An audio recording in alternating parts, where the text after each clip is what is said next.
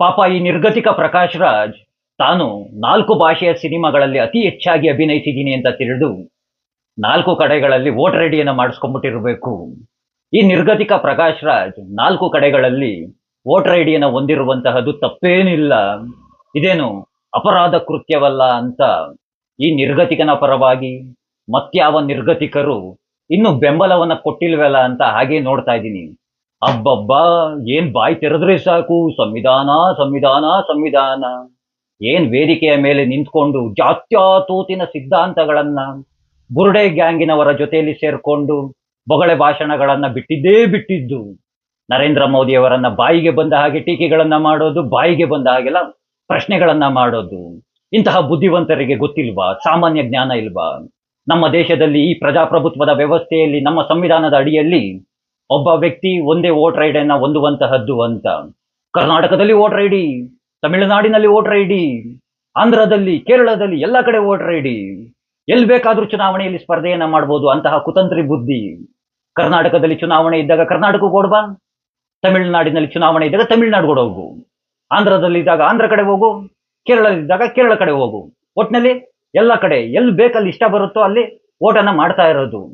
ಇಂಥವರೆಲ್ಲ ಯಾಕೆ SIR ಅಂದ್ರೆ ಮತದಾರರ ಪಟ್ಟಿಯನ್ನ ಪರಿಷ್ಕರಣೆಯನ್ನ ಮಾಡಬಾರ್ದು ಅಂತ ವಿರೋಧವನ್ನ ಮಾಡ್ತಾ ಇದ್ದಾರೆ ಅಂತ ರಾಜ್ಯದ ಜನತೆ ಸರಿಯಾಗಿ ಅರ್ಥವನ್ನ ಮಾಡ್ಕೊಳ್ಳಿ. ಇಂತಹ ಗಿರಾಕಿಗಳೇನೆ ಅಕ್ರಮವಾಗಿ ವೋಟರ್ ಐಡಿಗಳನ್ನ ಹೊಂದಿರುವಂತಹದ್ದು. SRI ಏನು ಮತದಾರರ ಪಟ್ಟಿಯನ್ನ ಪರಿಷ್ಕರಣೆಯನ್ನ ಮಾಡ್ಬಿಟ್ರೆ ಇಂಥವರೆಲ್ಲ ತಗ್ಲಾಕೊಂಡ್ಬಿಡ್ತಾರಲ್ಲ, ಅಕ್ರಮವಾಗಿ ಮತದಾರರ ಪಟ್ಟಿಯಲ್ಲಿ ಸೇರ್ಕೊಂಡಿರೋಂಥವ್ರು, ಇಂಥವ್ರಿಗೆಲ್ಲ ಜೈಲ್ಗೆ ಹೋಗ್ಬೇಕಾಯ್ತದಲ್ಲ. ಹಾಗಾಗಿ ಇಂಥವ್ರಿಗೆಲ್ಲ ಭಯ. ಒಬ್ಬ ಅಪ್ಪನಿಗೆ ಹುಟ್ಟಿರೋವನು, ಅವರ ಅಪ್ಪನಿಗೆ ಹುಟ್ಟಿರೋವನು, ಎಲ್ಲರ ಬಳಿ ದಾಖಲೆ ಇದ್ದೇ ಇರುತ್ತೆ. ಅಂಥವ್ರು ಯಾವನ್ನೂ ಎದುರ್ಕೊಳ್ಳೋದಿಲ್ಲ. ಯಾರೆಲ್ಲ ಅಕ್ರಮವಾಗಿ ಬಂದಿರ್ತಾರೆ ಅಂಥವ್ರು ಎದುರ್ಕೊಳ್ಬೇಕು, ಯಾರೆಲ್ಲ ಅಕ್ರಮವಾಗಿ ವೋಟರ್ ಐಡಿ ಹೊಂದಿರ್ತಾರೆ ಅಂಥವ್ರು ಎದುರ್ಕೊಳ್ಬೇಕು. ಇಂಥವ್ರೆಲ್ಲ ಯಾಕೆ ಎದುರ್ಕೊಳ್ತಾರೆ? ಮತದಾರರ ಪಟ್ಟಿಯನ್ನು ಪರಿಷ್ಕರಣೆಯನ್ನ ಮಾಡಿದ್ರೆ ಯಾಕೆ ಭಯ ಪಡಬೇಕು? ಒಬ್ಬ ಸಾಮಾನ್ಯ ವ್ಯಕ್ತಿ ನಾನೋ ನೀವೋ ಒಂದು ವೋಟರ್ ಐಡಿಯನ್ನು ತೆಗೆದುಕೊಳ್ಬೇಕು ನಮ್ಮ ದೇಶದಲ್ಲಿ ಅಂದ್ರೆ ಎಷ್ಟೆಲ್ಲ ದಾಖಲೆಗಳನ್ನು ಕೊಡಬೇಕು? SSLC ಮಾರ್ಕ್ಸ್ ಕಾರ್ಡ್ ಅಂತೆ, ಪಾಣಿ ಅಂತೆ, ಅದು ಡಾಕ್ಯುಮೆಂಟ್ಸ್ಗಳಂತೆ, ಆಧಾರ್ ಕಾರ್ಡ್ ಇದೆಯಾ ಅಂತ ಕೇಳ್ತಾರೆ, ಎಲ್ಲ ಕೇಳ್ತಾರೆ. ಎಲ್ಲ ಕೇಳಿ ದಾಖಲೆಗಳನ್ನ ನೀಡಿದ ಮೇಲೆ ವೋಟರ್ ಐಡಿ ಕೊಡ್ತಾರೆ. ಇಂಥವರೆಲ್ಲ ಅದು ಹೇಗೆ 4 ಕಡೆಗಳಲ್ಲಿ ವೋಟರ್ ಐಡಿಯನ್ನು ತೆಗೆದುಕೊಂಡ್ಬಿಡ್ತಾರೆ? ಇದರ ಹಿಂದೆ ಎಷ್ಟು ಕೈವಾಡ ಅಡಗಿರ್ಬೇಕು, ಯಾವ್ಯಾವ ಅಧಿಕಾರಿಗಳಿರ್ಬೇಕು? 4 ಕಡೆ ಅಡ್ರೆಸ್ ಕೊಟ್ಟಿರೋದು, ಆ 4 ಅಡ್ರೆಸ್ಗೂ ಸಹ ಪೊಲೀಸ್ ಪೇದೆಗಳು ಹೋಗಿದ್ದಾರೆ. ಆ 4 ಅಡ್ರೆಸ್ಗಳು ಸಹ ಫೇಕ್ ಅಡ್ರೆಸ್ಗಳು, ಆ ಅಡ್ರೆಸ್ ಇಲ್ವಂತೆ. ಇದು ಫೇಕ್ ಡಾಕ್ಯುಮೆಂಟ್ಸ್ಗಳನ್ನು ಸರ್ಕಾರಕ್ಕೆ ನೀಡಿ ಚುನಾವಣಾ ಆಯೋಗಕ್ಕೆ ನೀಡಿರುವಂತಹದ್ದು ಒಂದು ಗಂಭೀರವಾದಂತಹ ಪ್ರಕರಣ, ಕ್ರಿಮಿನಲ್ ಪ್ರಕರಣ ಆಗುತ್ತೆ. ಈ ರೀತಿಯಾಗಿ ಫೇಕ್ ಡಾಕ್ಯುಮೆಂಟ್ಸ್ಗಳನ್ನ ನೀಡುವಂತಹದ್ದು ನನಗೆ ತಿಳಿದಿರುವಂತಹ ಜ್ಞಾನದ ಪ್ರಕಾರವಾಗಿ 3 ರಿಂದ 4 ವರ್ಷ ಕಠಿಣವಾದ ಶಿಕ್ಷೆ ಆಗ್ಲೇಬೇಕು. ಇಂಥವ್ರಿಗೆಲ್ಲ ಶಿಕ್ಷೆ ಆಗುತ್ತಾ ನಮ್ಮ ದೇಶದ ವ್ಯವಸ್ಥೆಯಲ್ಲಿ? ಇಂಥವರ ಹಿಂದೆ ಪ್ರಬಲವಾದಂತಹ ವ್ಯಕ್ತಿಗಳಿರ್ತಾರೆ. ಇಂಥವ್ರಿಗೆಲ್ಲ ಖಂಡಿತವಾಗಿ ಶಿಕ್ಷೆ ಅನ್ನೋದಾಗೋದಿಲ್ಲ. ನೋಡ್ತಾ ಇರಿ, ಇನ್ನೊಂದ್ 2-3 ದಿನ ಆರಾಮಾಗಿ ಕೋರ್ಟ್ಗೆ ಹೋಗಿ ಆರಾಮಾಗಿ ಬೇಲ್ ತಗೊಂಡು ಆರಾಮಾಗಿ ತಿರ್ಗಾ ಬಂದು ವೇದಿಕೆಯ ಮೇಲೆ ನಿಂತ್ಕೊಂಡು ಬುರುಡೆ ಭಾಷಣವನ್ನ ಹೊಡ್ಕೊಂಡು ಇದೇ ನರೇಂದ್ರ ಮೋದಿ ಅವರನ್ನ ಟೀಕೆಯನ್ನ ಮಾಡ್ಕೊಂಡು ನಿಂತ್ಕೋತಾರೆ. ನೋಡ್ತಾ ಇರಿ, ಇದು 100ಕ್ಕೆ 100 ಸತ್ಯವಾದಂತಹ ಮಾತು. ಕೋರ್ಟ್ 3 ಬಾರಿ ನೋಟಿಸ್ ಹೊರಡಿಸಿದೆ, ಕೋರ್ಟ್ಗೆ ಹಾಜರಾಗಿಲ್ಲ ಪುಣ್ಯಾತ್ಮ.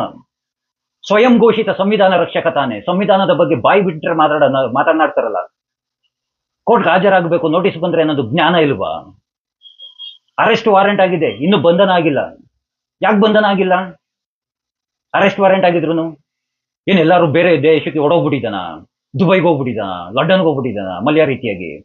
ಅಲ್ಲಿ ಹೋಗ್ಬೇಕು, ರೆಡ್ ಕಾರ್ನರ್ ನೋಟಿಸ್ ಹೊರಡಿಸ್ಬೇಕು, ಅಲ್ಲಿಂದ ಹಿಡ್ಕೊಂಡ್ಬರ್ಬೇಕು ಅನ್ನೋದಕ್ಕೆ ಮೀಡಿಯಾಗಳ ಮುಂದೆ ನಿಂತ್ಕೊಂಡು ಪ್ರತಿದಿನ ಭಾಷಣಗಳನ್ನು ಬಿಡ್ತಾನೆ ಇದ್ದಾನೆ ಪುಣ್ಯಾತ್ಮ. ಆಗ ಯಾವ್ದದು ಆ ಕಾಕ್ರೋಚ್ ಟೀಮ್ಗಳ ಜೊತೆ ಸೇರ್ಕೊಂಡು ತಿನ್ಕೊಂಡು ಜಿರ್ಲೆಗಳು ತಿನ್ಕೊಂಡು ಭಾಷಣಗಳನ್ನ ಬಿಡ್ತಾ ಇಲ್ವಾ? ಕೈಗೆ ಸಿಗೋದಿಲ್ವಾ ಪೊಲೀಸ್ ಕಮಿಷನರ್ ಕೈಗೆ? ಯಾವನಾರು ನಾವೋ ನೀವೋ ಯಾವನಾರು ಒಬ್ಬ ಸಾಮಾನ್ಯ ವ್ಯಕ್ತಿ ಏನೋ ಒಂದು ಕೆಟ್ಟದಾಗ ಏನಾರು ಕಾಮೆಂಟ್ಸ್ ಹಾಕ್ಬಿಟ್ರೆ, ಯಾರೋ ಒಂದು ಹೀರೋಯಿನ್ ಬಂದ್ಬಿಟ್ಟು ಒಂದು ಕಂಪ್ಲೇಂಟ್ ಕೊಟ್ಬಿಟ್ರೆ ಅವ್ನು ಯಾವುದೇ ಮೂಲೆಯಲ್ಲಿ ಇದ್ರು ಹೋಗಿ ಹುಡಿಕೊಂಡ್ಬಂದು ಎತ್ತಾಕೊಂಡ್ಬಂದ್ಬಿಡ್ತಾರೆ, ಅವನ ಮೇಲೆ ಕೇಸ್ ಬುಕ್ ಮಾಡ್ಬಿಡ್ತಾರೆ. ಇಂಥವ್ರನ್ನೆಲ್ಲ ಯಾಕೆ ಕೋರ್ಟ್ ನೋಟಿಸ್ ಹೊರಡಿಸಿದ್ರು, ಅರೆಸ್ಟ್ ವಾರೆಂಟ್ ಇದ್ರು, ಕೋರ್ಟ್ ಹೇಳಿದೆ ಅರೆಸ್ಟ್ ಮಾಡಿ ಅವನನ್ನ ತಂದ್ಬಿಟ್ಟು. ಇದು ನಮ್ಮ ದೇಶ, ಇದು ನಮ್ಮ ದೇಶದ ಕಾನೂನುಗಳು. ಇಂಥವನ್ನೆಲ್ಲ ಪ್ರಶ್ನೆಯನ್ನ ಮಾಡಿದ್ರೆ ನಾವು ಕೋಮುವಾದಿಗಳಾಗ್ಬಿಡ್ತೀವಿ, ಅಂಧಭಕ್ತರಾಗ್ಬಿಡ್ತೀವಿ. ಇಂಥವನ್ನೆಲ್ಲ ಪ್ರಶ್ನೆ ಮಾಡಿದವರು ಇಂಥವಕ್ಕೆಲ್ಲ ಬೆಂಬಲಿಸಿದ್ರೆ ಬಿಡಿ ಅವೆಲ್ಲ ಮಾತುಗಳನ್ನ. SIR ಮಾಡ್ತಾ ಇರುವಂತಹದ್ದು ಸರಿಯಾದಂತಹ ಕ್ರಮ. ಪ್ರತಿಯೊಬ್ರು ಅರ್ಥವನ್ನ ಮಾಡ್ಕೊಳ್ಳಿ. ರಾಜ್ಯದ ಜನತೆ ಮತದಾರರ ಪಟ್ಟಿ ಪರಿಷ್ಕರಣೆ ಆಗ್ಲೇಬೇಕು. ಯಾಕೆ ಇವಾಗ ಮಾಡ್ತಾ ಇಲ್ವಾ? ಗೃಹಲಕ್ಷ್ಮಿ ಯೋಜನೆಗೆ ಸತ್ತಿರೋರ್ಗೆಲ್ಲ ಹೇಗ್ ದುಡ್ಡು ಕೊಡೋದು ಅಂತ ಕೇಳ್ತಾರೆ, ಪ್ರಶ್ನೆಗಳನ್ನ ಮಾಡ್ತಾರೆ. ಅಕ್ರಮವಾಗಿ ಅಂದ್ರೆ ಅನರ್ಹರಿಗೆಲ್ಲ ಹೇಗೆ ದುಡ್ಡು ಕೊಡೋದು ಅಂತ ಕೇಳ್ತಾರೆ. ಅದೇ ರೀತಿಯಾಗಿ SRI ಸಹ ಮತದಾರರ ಪಟ್ಟಿ ಪರಿಷ್ಕರಣೆಯನ್ನು ಮಾಡಬೇಕಾಗಿರೋದು. ಎರಡೆರಡು ಕಡೆ ವೋಟರ್ ಐಡಿ ಇಟ್ಕೊಂಡ್ಬಿಡೋದು.